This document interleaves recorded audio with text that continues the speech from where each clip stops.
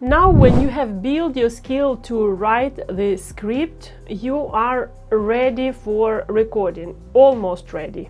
In this video, we will cover the concrete preparation steps you need to take. Preparation to record is usually the most time-consuming activity. Well, truth to be told, it should be the most time-consuming activity, because the preparation saves you time you will spend for recording and editing. We want to avoid the recording of the same video again and again. You should be able to record in one take. One take, it means you are not re-recording same video again. You're doing it one time. You will have to resist the temptation to record the video multiple times and learn to prepare. By the way, video content creation usually has 3 phases: pre-production, production, and post-production.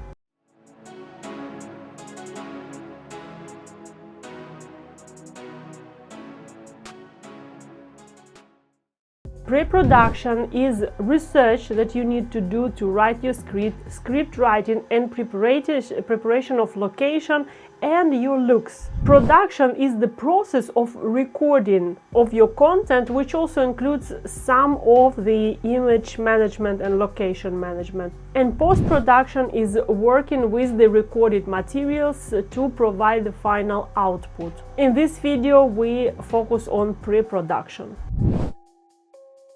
At this point, your pre-production must be ready, but we will go through the steps so that you can check yourself, and if anything is missing, you will do it. You must have your scripts, your light setup ready and figured out. You need to know how they will be set up, what are you going to be wearing, how it's gonna look like, and what will be your background. So let's review it one by one. Get your script ready. You must be able to record at least 20 reels or short videos at once. It doesn't mean you sit and record 20 videos straight away and read 20 scripts. You need to take breaks, but you need to have not 1, not 2, not 3, but 20 scripts ready for recording. Why 20? For your mind to switch from one task to another, it takes time. So it takes time for you to gain momentum, to gain speed. So you don't want to use this preparation time to prepare for 1 or 2 videos. And then when you need to record again 1 or 2 videos, you start this process again. That's why we group the task, so that for this task you have just one time when you need to build momentum and have productive time. This is why we need to have 20 reels ready, so that you gain momentum just once and you produce 20 reels without wasting time on preparation. And when I say preparation, I don't mean the general preparation, but like your psyche to be able to give it a maximum. You should be able to develop 3 to 5 reels per each problem from your 100 problems list. So you have a 100 problems list, you take it one by one and develop the script for each of the problems using the formulas that I gave you and inventing your own formulas. You must understand now, by now, what should be included in scripts, so you can change places for all the elements of the script. You can invent hooks, but let's say for the beginning you will be using the formulas I gave you and create 3 different or 5 different scripts per each problem. Why 3 or 5? Because you never know which presentation of the problem and solution will work. So let's have 3 or 4 or 5 different ways we bring up this issue that people are dealing with and present solution. So you have to choose the most suitable formulas for a concrete problem. So if you have developed 2 to 4 or 5 reels per each problem, yeah, sometimes you can develop 2 because it's difficult to present this problem in multiple formats. It happens sometimes, but strive for 3 at least. So let's say you have 3 scripts, then you will call these scripts a series. You have one problem, and the series of reels for this problem will be reflected in your document. I will show you how I did my scripts once again. I've shown you already, but we will look at it now with the knowledge that you have gained so far. So you need to assign the name to each series so that your reels will be organized, and this will be reflected in the file management system, because you will have a lot of reels and you want to ensure that they are organized in your files. So you have to start being organized from the beginning. You need to do it in your scripting stage. But that's not all. I will open the document right now and show you what the script should include and what is essential to it. So here are my reels. Let me show you how they're organized for you to understand how your reels have to be organized to say that they are ready for recording. So you can see that here I have the series of reels. It's actually a problem. This is a problem statement. My problem statements are short, so creating compelling content regularly. People are struggling with creating compelling content regularly. This is a problem statement, and I have reels developed under this problem statement. You see that this is called reel 21. This is called reel 22, reel 23. All these reels, they have numbers, and they start from the very beginning. You see reel 1, reel 2, reel 3, and they go all the way down.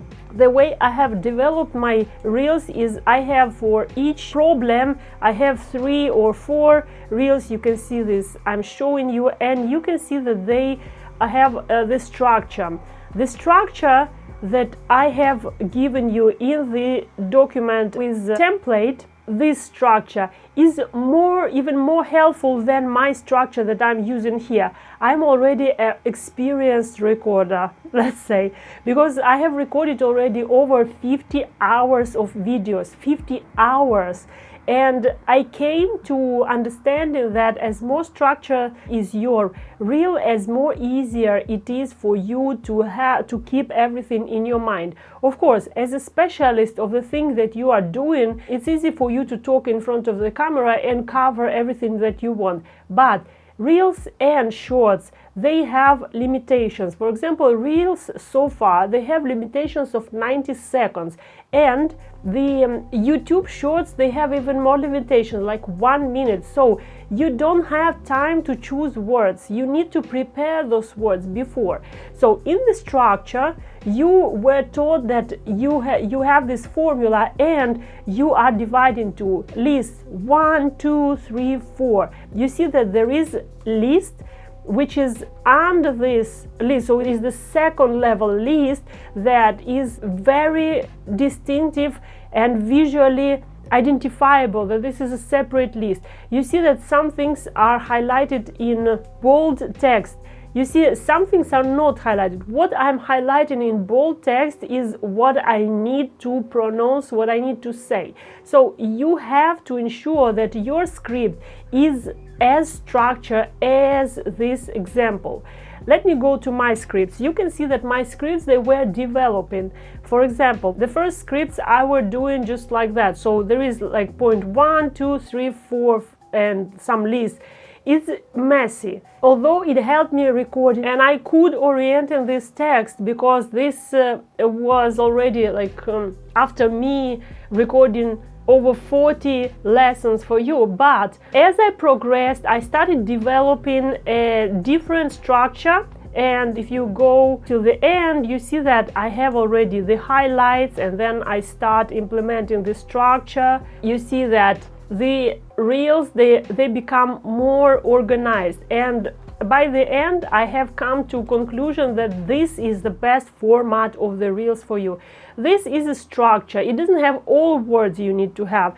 Here you can see that I'm writing every word that I will read, everything. I'm writing here every everything that needs to be included, because I don't want to forget anything, and I'm highlighting only things that are important, because maybe in the process of saying this text I might replace some words, because I don't want to be just the machine that is talking. I am keeping in my mind what's important to say, and then what can be replaced or explained in my own words that are coming in the moment of the recording. So this is my recommendation. Structure your reels, highlight whatever is in bold, whatever is necessary, have lists, make it visually clear, especially if you are starting right now, if you don't have experience of recording videos. This will save you ton of time. So your reels are going to be numbered, and you will have the title of your reel. So if you have one problem, develop 3 reels, then you title them with the problem statement. Your problem statement is supposed to be short. So you are writing the problem statement, it becomes a heading, and then the numbering becomes subheading, just like I've shown you. And you have the numbers starting from the beginning of your document. I know there is a great temptation to skip this, but we want to ensure that you become a public figure in 6 months. It means you don't have time to invent these things. You have to rely and trust my experience, because before writing these lessons, I have thought how to make this the most easier for you, or what would I do if I would start now with the knowledge that I already have. This is what I have provided you with. So once more, you have to give the title to your series of reels. You have to have it as a heading, and then each reel has to become a second heading, and you name it Reel 27, Reel 28. You have to be consistent in this, and it has to be organized. So if I go to my view and turn on navigation panel, you can see that all is organized over here. So it's easy to just go and record 20 reels by seeing what is next. So let's do just that. Next thing that you need to prepare is get your outfit ready. If you plan to change your outfit during recording, you have to ensure that this outfit is ready and it's somewhere available and organized, so that you don't search for it all the time. So how do you plan what outfit you will wear and how often you should change the outfit? Yes, if you are planning to record 10 or 20 reels at a time, you need to ensure that you show to your viewers something different each time. You don't want to have the same clothing on you during all these 20 reels recording. So you should record one series, and you remember the series is one problem with 3 different or 5 different reels. One series you can record in one outfit. Sometimes when the series are small, like you have 2 scripts per problem, then you can record in the same outfit, 1 or 2 series in the same outfit. And you can simply change the top part of your outfit. The bottom part is not visible because of the nature of the video we are doing. So we are doing the talking videos.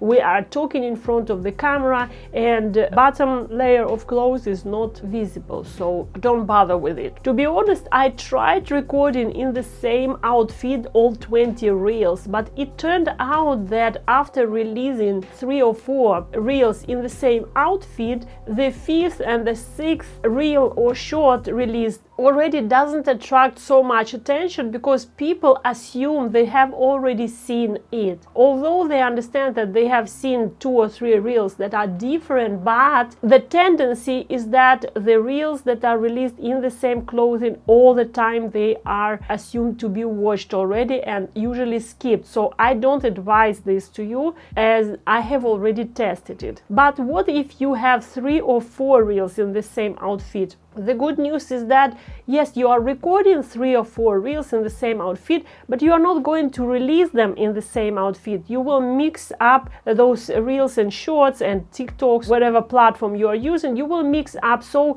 people will not notice that you recorded 3 or 4 videos with the same outfit. Even if they notice, it doesn't affect the potential of your video to be distributed by the platform for more views. So your outfit matters. It should be bright, it should be standing out, it shouldn't blend with the background, and it should suit you, but at the same time it shouldn't be screaming, it shouldn't cry out, "Look at me." People have to focus on your face, on what you are saying and your emotions and your mimics. So you don't want to have the outfit in bright print that screams for attention. Something simple, elegant, or whatever your style is, whatever your image is, but just ensure that the main focus is on what you are saying. Also, it should be comfortable for you to work with it, because if you are recording in the suit, which is hot and it's hot outside, the lamps are hot, and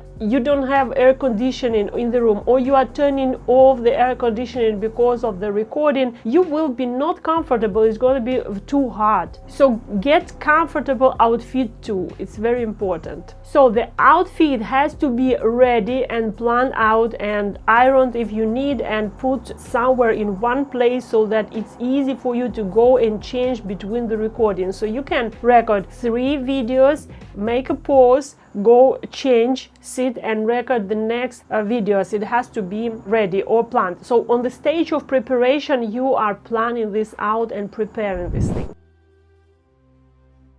It is great if you are able to have a permanent location like me. I have the permanent location, so this table stays here, the background stays here, and part of the lights are staying here, and one light, like this light, I'm moving so that I can pass and use this room for some other things, like calls, for example. I'm sitting over there. So I must be more lucky than most of you, because most of people will not be able to dedicate the whole room to recording. In this case, you might have a corner where you will be recording. Some things will stay up and some things you will collect and set up again when you need to record it. This is one of the reasons why we need to ensure that we record 20 reels at a time, so that you don't spend time on setting up things and collecting them, because it's also very time consuming. We don't want to do this all the time. Now, I have prepared for you 6 steps you have to follow to get your location ready, and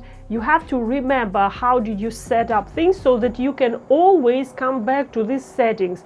This requires time. It will take time to find the proper setting for your equipment. You don't want to figure it out every time before the recording. You need to figure it out once and remember it for a period of time that you will be dedicating to recording 100 reels. So here is how you prepare the location. Number 1, identify the background and set it. So if in case you have prepared the backdrop like I did, you are covered. You have to ensure that your backdrop is ironed and hanged in the way that it looks in the camera well. So you need to hang your backdrop on the level that it has to be at least 20 centimeters higher than your head when you are sitting, and we will be recording sitting by priority. You might take time to find the position for your backdrop, but it has to be ready. You need to know what is the position. In other situation, if you decided not to use the backdrop but to use your room interior,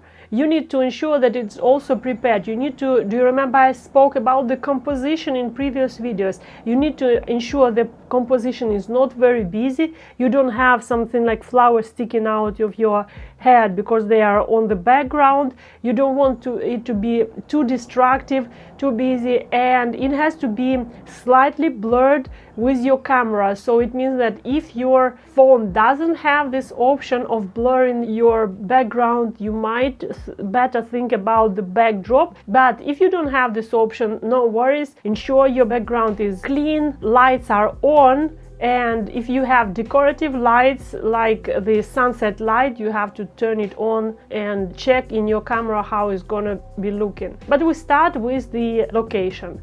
A second thing, you have to prepare where do you sit. Your chair has to be without the back. You see, my chair doesn't have a back, it is a skabo. I don't know if this word is there in English, but we say it here in Greek. So it is a chair without the back because we don't want to have any distractors in our video, and the back chair doesn't look good. And the back of the chair doesn't look good on the camera. And what if you have the chair that is rotating like the computer chair or the boss chair? You also don't want to use it for the following reason. When you will be recording, your chair will, because it's rotating, it can change position. So when you will cut one scene out, you want to cut out one word or something you said wrong, or you had a pause, you will cut, the chair will not be in the same position and it will not look good. So it's better not to use the rotating chairs. And second thing that you need to think about the chair is how far is going to be from the backdrop if you are using the backdrop. So I am not sitting so close to the backdrop that I can touch it. So you can see that it's quite far from me. Like this is how far the backdrop is from me. So I would say it's 70 centimeters, somewhere there. So you need to have it maybe even more if possible. So it all depends on your backdrop.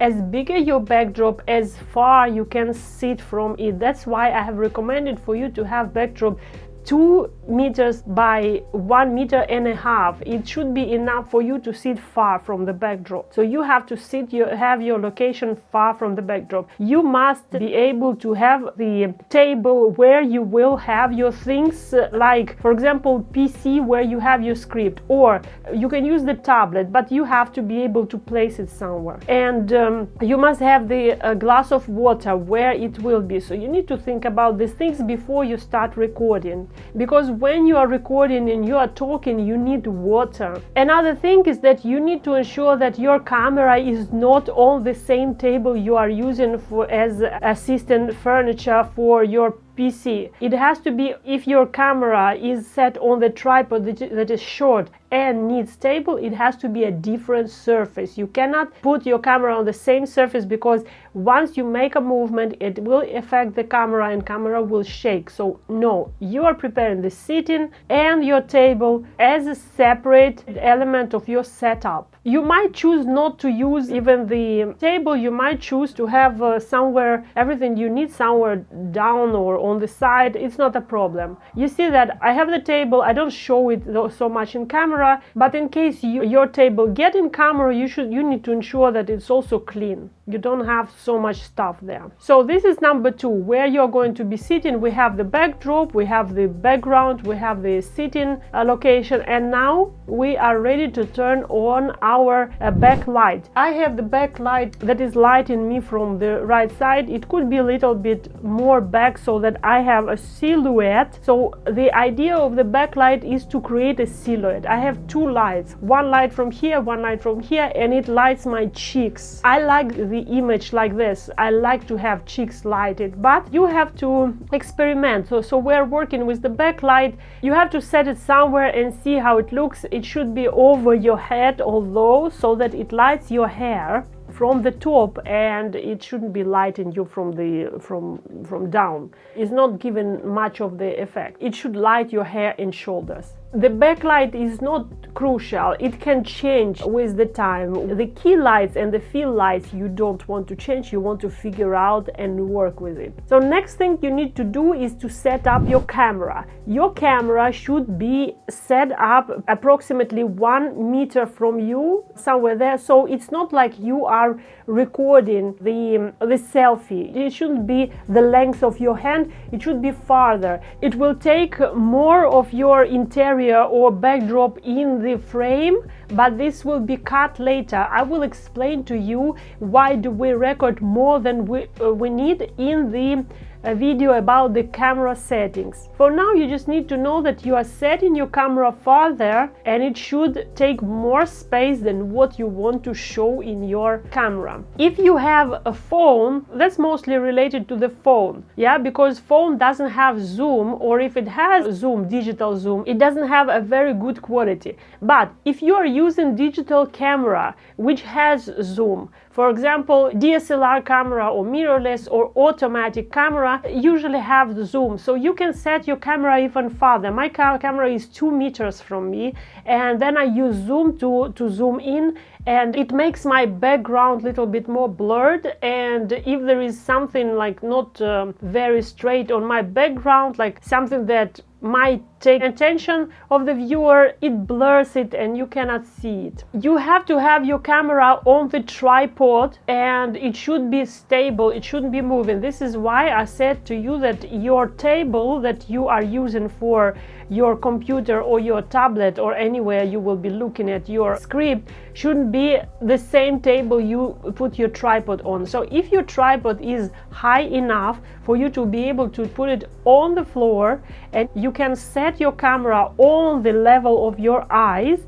then it's good. It's better to have it on the floor. If it's short and you need to have another table, use another table. I'm using different table to set up this scene. Now, how do you set up? You set up on the level of your eyes. So this is horizontal line from my eyes to the camera. It's horizontal line. It's not, the line is not like this. I'm not looking up to the camera. I'm not looking down to the camera, even one bit. This is eye level. I'm not looking down or up to the camera. This is how it should be. You have to have it on the eye level. It's very important. And do you remember about the composition? Your composition, your head shouldn't be in the middle of the frame. Remember that there are guiding lines, the 3/3 rule. If you forgot about the composition, go back to the previous videos, look into composition, how it should be. So you have to have a little space between the border of your frame, and because if you are recording on your camera, you have to have more space over your head, a little bit more, and on the sides. We will look into this closer in other video. However, for now, because you need to set up the lights, you need to figure out how your lights will be. You need to have a stable camera that mimics how it's going to be later, because changing of the camera location changes how light is showing your face. So set it up properly, and no handheld camera. So you cannot ask someone to hold the camera while you are setting up. You have to have it stable. Next, about the lights, set the key light first. So you have the backlight, but backlight is only lighting your contour. Now we're turning on first the key light. I have the key light on. Let me turn off the fill light. Now I have only key light, I don't have the fill light. We start with the key light, and you remember that the key light can be located in 1 o'clock, 2 o'clock, 3 o'clock. So not exactly 3 o'clock, little bit front, but when I say o'clock, it means that it can be in 2, 3 location, closer to 12 or closer to 3. And you choose the best location of the key light for you. Why? Because everyone's face is different, so everyone's face benefits from the light located properly. So you have to ensure that you like how it lights your face. You should be able to look at your face and like it. It's very important, because if you are recording videos where you don't like yourself, you will resist recording those videos and you will postpone all the time. So give it a time, find the location for your key light, ask me if you need, and if you are in the program where you have direct connection with me. And the light has to be located over your forehead, higher than your forehead. And you start with the 1 o'clock. Start with 1 o'clock. By the way, when you are testing the light, how do you see that it's working? You have to turn on your camera so that you see how the light works. So turn on camera, locate your key light. It has to be full lights, and see if it's better, closer, farther. If you want to have it in the 1 o'clock, in 2 o'clock, 3 o'clock, how do you do it practically? Set your light and sit in front of the camera for 10 seconds so that you can review it later. Without turning off the camera, move your lights, sit again and see for 10 seconds, look into the camera and wait for it to record. Then change to another location and then record again. You should be able to do it with the few locations on the one side, and then you can stop the camera, look at it and understand which you like. If you want to remember where the light was located, then you need to say the key light on 1 o'clock and you're sitting, and then the key light on 2 o'clock. You show it with your hand and you are recording, and in this way you will be able to watch the video later and understand. So you know what, I like the key light on 2 o'clock, for example, and you make a decision like this. You might not like the light from this side. You might choose that the light should be from that side. In my case, I had my key light first from this side and I didn't like it, so I've changed to this. So you have 6 points to check, which is 1, 2, 3 o'clock, and here 1, 2, 3 o'clock, just with the key light and the back light. You don't need anything else. You don't turn the fill light. Now, when you found the location of the light that you like, then turn on the fill light, and we're going to see how to understand how the fill light should be. So I'm turning on the fill light. So you see, the fill light gives a different view. My shadows are not that dark anymore when I turn on the key light, and my key light is dimmed to 40 degrees. If you have the control and you can increase the fill light or decrease the fill light, you should be able to play with the intensity of this fill light. You should be able to regulate fill light if you have LED panels. In case you don't have LED panels but you have fluorescent light, then you will need to turn on your camera and make this fill light closer or farther from you, or you can dim it with the diffuser and in this way reduce the intensity of the light. But remember that the fill light shouldn't be very intense. And then, just like you did with the key light, you sit for 10 seconds and you are waiting for the camera to record so that you can analyze later which light is better. Move light closer, farther. Now, what is the location of the fill light? The fill light location is opposite from your key light. So if you have your key light on 2 o'clock, then your fill light will be also on 2 o'clock. It doesn't have to be exactly like this. You can be flexible, but logically, usually the fill light is the opposite of the key light. So make a lot of recordings, and when you are recording, say to the camera where the light is located. Also, you might benefit from changing the heights of light, so you can take your fill light higher, lower, but usually the light should drop the shadow under your nose. So you don't want your nose to be lighted. You don't want your light to be coming from below your eyes and lighting your nose and showing what you have in this nose, okay? You need to ensure that you have the little shadow under your nose. This is how light should be leveled. It has to be a little bit above your head or above your forehead. So these are 6 steps that I advise you to go through while preparing the setup, and it will take you time, so don't rush it. Don't think that you will do it in 20 minutes. It might take up to 2 hours, but you do it one time and then you don't want to repeat it. You know already what location you like, and if your program allows you to work with me, what you can do is you can record the settings that you tested and send me for a feedback. So if your location cannot be permanent, if you cannot be leaving your equipment, you put your equipment into bags or whatever you need to do to keep an order in your house, and then when you take it out and prepare for the recording itself, you already know where to set it, how far should be the fill light, how dimmed it should be, etc. In the next video we will work on production part. But one more thing I would like to note: when you set camera for this testing, if it's a mobile camera, you can turn the screen towards you and record video by looking into your screen. That's only for the preparation part, because when you will be doing the recording part, you will need to record on the back camera of your mobile phone, if it's mobile phone that you have. So see you in the next video.